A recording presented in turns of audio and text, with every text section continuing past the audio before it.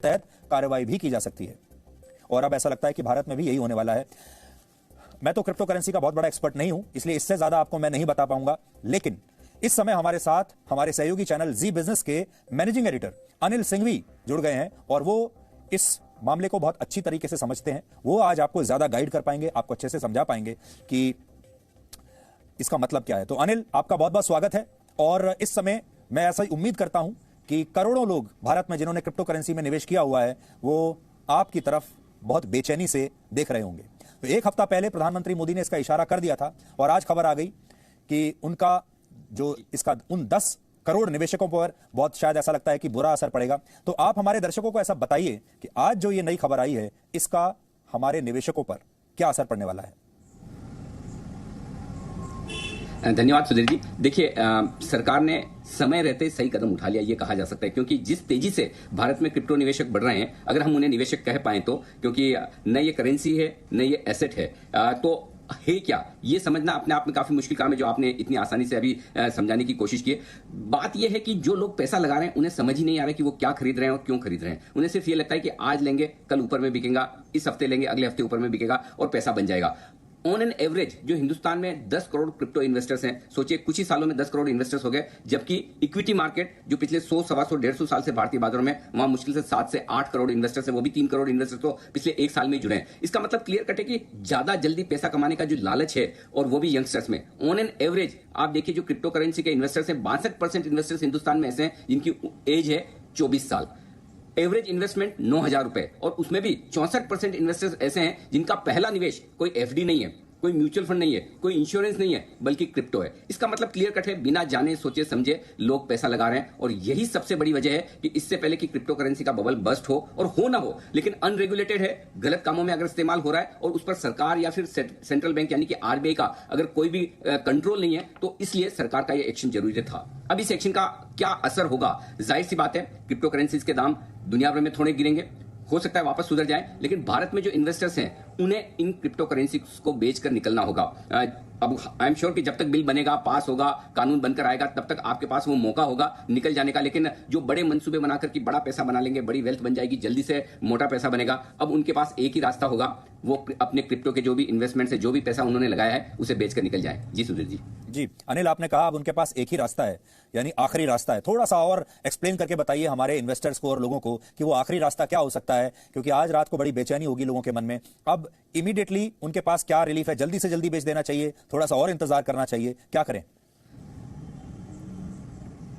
देखिए, कई सारी सरकारों ने क्रिप्टो करेंसीज को अलाउ किया, बैन किया, ये जब तक चलता रहता है उसका असर उतना ज्यादा नहीं होता, लॉन्ग लास्टिंग, लंबे समय तक नहीं रहने वाला होता है। लेकिन भारत के बैन करने का असर बड़ा होगा, लंबा होगा। उसकी वजह सबसे साफ है, हिंदुस्तान में सबसे ज्यादा क्रिप्टो इन्वेस्टर्स हैं पूरी दुनिया में। अगर आप देखें तो 10 करोड़ इन्वेस्टर्स हमारे यहाँ हैं। नंबर 1 कंट्री है हम क्रिप्टो में पैसा लगाने के मामले में। हिंदुस्तान की 7% जनता क्रिप्टो में पैसा लगाती है। बहुत चौंकाने वाले आंकड़े। अमेरिका में देखिए, हमारे बाद नंबर 2 इन्वेस्टर्स क्रिप्टो के अमेरिका में कितने? सिर्फ 3.25 करोड़।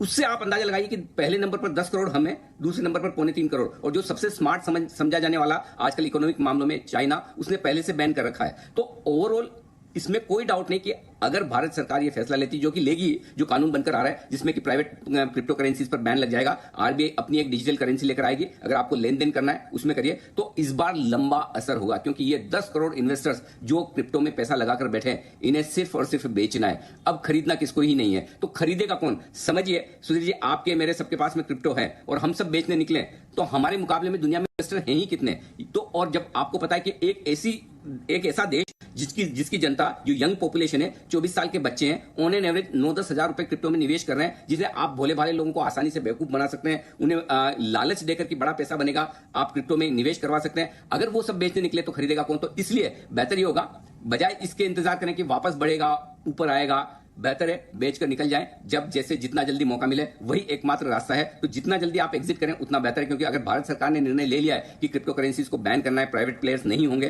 तो फिर खरीदने वाले नहीं मिलेंगे, और ये सबसे बड़ी समस्या है।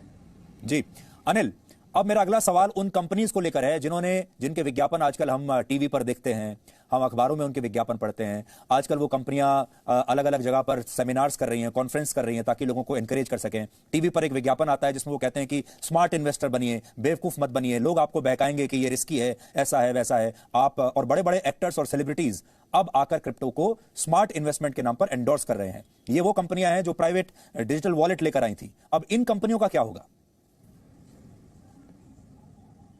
बंद होना पड़ेगा और कोई ऑप्शन है नहीं। अगर सरकार ने फैसला ही कर लिया कि ये इलीगल है या इसे बंद करना है तो फिर तो कोई ऑप्शन बचा नहीं। बिल्कुल साफ है। बेसिकली आप देखिए 16 एक्सचेंज है हिंदुस्तान में इस वक्त क्रिप्टो में ट्रेड करने के लिए। इतना लंबा चौड़ा इतना पुराना इतिहास है इक्विटी मार्केट का, और 2 एक्सचेंज है NSE और BSE। अरे भाई इतने एक्सचेंज की जरूरत ही कहां है? इतनी करेंसीज की जरूरत ही कहां है? हिंदुस्तान में एक करेंसी रुपए से काम चलता है, अमेरिका में $1 से काम चलता है, तो फिर इतनी सारी करेंसीज की जरूरत क्यों है?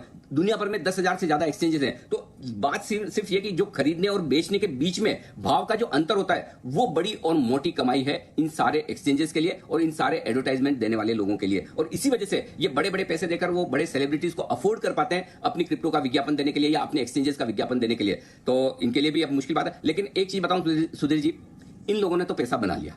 जो भी एक्सचेंजेस है देखिए उनका तो कुछ गया नहीं, उनका तो प्लेटफॉर्म है। अगर लोग आकर क्रिप्टो खरीद रहे हैं, बेच रहे हैं, आज भी जो लोग फंसे हैं, जो लोग बेच नहीं जाएंगे, बिका या नहीं बिका उनकी रिस्क है, पैसे उनके लगे हैं। एक्सचेंजेस को तो कोई नुकसान होने वाला नहीं। हाँ, उन्होंने थोड़ा बहुत टेक्नोलॉजी में निवेश किया होगा, अपने सिस्टम प्रोसेस में निवेश किया होगा, उससे तो कहीं ज्यादा पैसा वो बना चुके हैं। तभी तो इतने बड़े बड़े भर भर के फुल पेज विज्ञापन आप पहले फ्रंट पेज पर देखते हैं, बड़े बड़े सेलिब्रिटीज को देखते हैं। लेकिन हाँ, अब उनका भी खेल खत्म होने की तैयारी में सरकार ने और RBI ने पूरा मन बना लिया है कि अगर ये बंद होंगे तो सब बंद होंगे, और ऐसे में इनके लिए भी अब रास्ता कोई बचा नहीं है। जी अनिल, अब आखिरी सवाल मेरा है जो मैं पढ़कर आपको यहां बता रहा हूं। इसमें जो लिखा है, ये सरकारी डॉक्यूमेंट है पार्लियामेंट का, to create a facilitative framework for creation of the official digital currency to be issued by the Reserve Bank of India.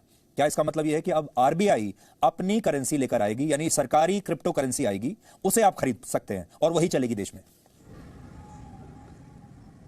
100%। सबसे बड़ा इंटरेस्टिंग और सबसे बड़ा डेवलपमेंट क्रिप्टो बंद होने के साथ साथ ये है कि जो लोग ये कहते हैं कि ये फ्यूचर की करेंसी है, टेक्नोलॉजी ड्रिवन करेंसी है, कोई बात नहीं, आप इस्तेमाल कीजिए। RBI आपको एक ऐसी करेंसी दे रहा है, ऐसा डिजिटल प्लेटफॉर्म दे रहा है जो ब्लॉकचेन टेक्नोलॉजी पर आधारित है।